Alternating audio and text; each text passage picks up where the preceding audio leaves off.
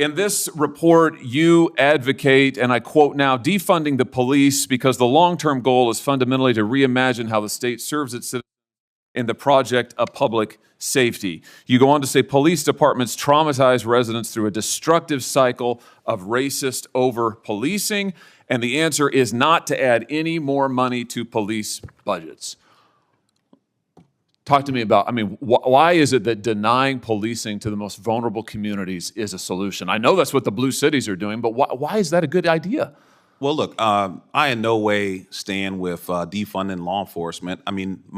That's what your report says. Sheriff Mike Sheridan, who taught me how to drive when I was 16 years old. Wait. Your report, when your executive director said you wanted to defund the police, do you renounce this report? Mr. Jackson, do you renounce the report that you authored as executive director? Here it is. You're the second senator to bring up an op-ed or this isn't an op-ed. This is your report, a policymaker's playbook to reduce gun violence without policing communities. Okay. Community Justice Action Fund, copyright 2023, when you were executive director.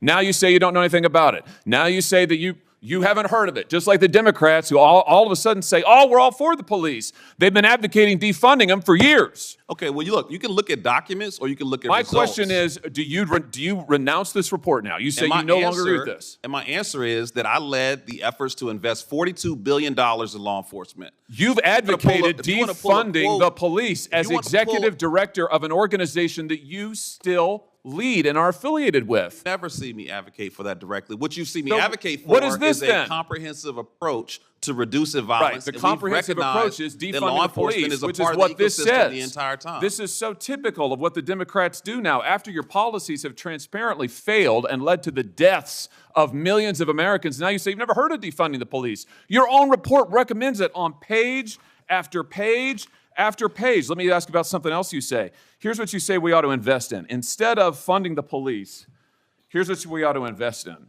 We need to invest in programs that acknowledge the need for safe space initiatives led by lesbian, gay, bisexual, two-spirit, trans, and gender nonconforming people. What's two-spirit?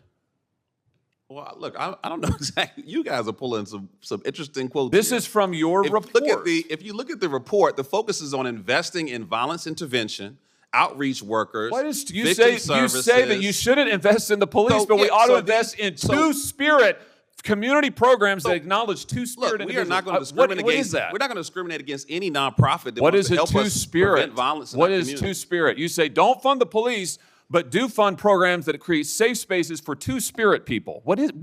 I just want to know. I don't know what that is. I have no idea what that is. Well, I honestly, I'm not completely aware of the language or the spirit of how that was written. You wrote the report.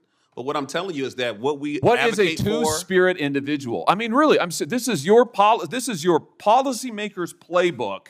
You are the witness called by the Democrats on this committee, so I assume you reflect their views. Well, you don't want to fund the police. You want to fund safe spaces for two-spirit individuals.